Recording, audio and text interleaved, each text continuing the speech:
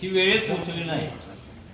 आता आमच्या सन्मान्य सदस्यांनी हे अर्थसंकल्प मंजूर केलाय, पण ह्या प्रशासनाच्या एक गोष्ट लक्षात येते काय बघा, जिल्हा परिषदेची सदस्य संख्या ह्याच्यात 69 लिहिलेले आहे आणि 69 म्हटलं तर व्हाईट म्हणायचं असं ही कारखान्याची गोकुळची जनरल मीटिंग नवं मंजूर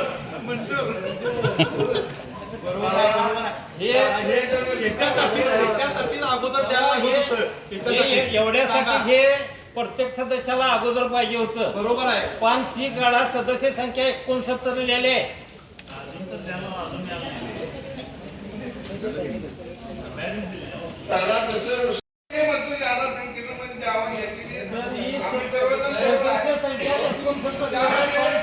बघा तुमच्या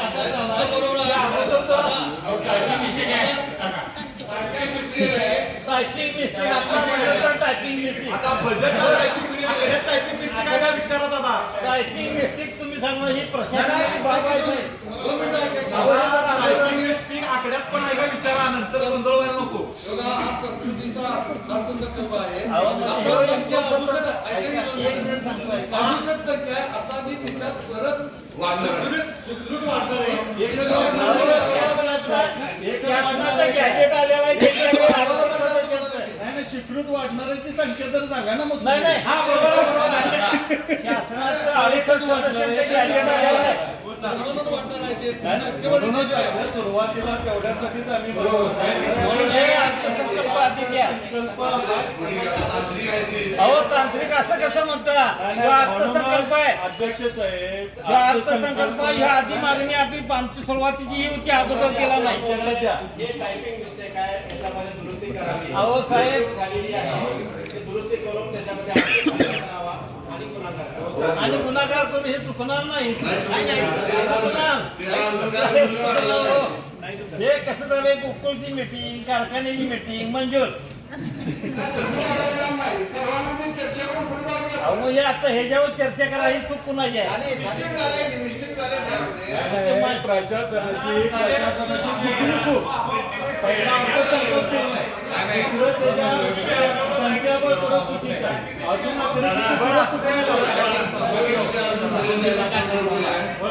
ह्याच्यातले आकडे चुकणार आहेत का गुन्हे केल्यानंतर?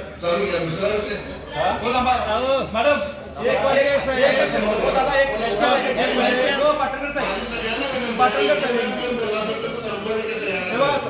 मला एक सांगा, जिल्हा परिषदेच्या शाळांना एक मिनिट जिल्हा परिषदेच्या शाळांना आणि प्राथमिक शाळांना मुलींच्या आणि विद्यार्थ्यांच्या सुरक्षेसाठी आपण याच्यात तरतूद केली 1000 रुपयाची।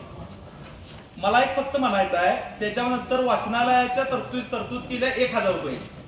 परत तुम्ही डिजिटल क्लासरूम अंतर्गत जिल्हा परिषद शाळांना शैक्षणिक साहित्य पुरवण्यासाठी तरतूद केल्या 1000 रुपये।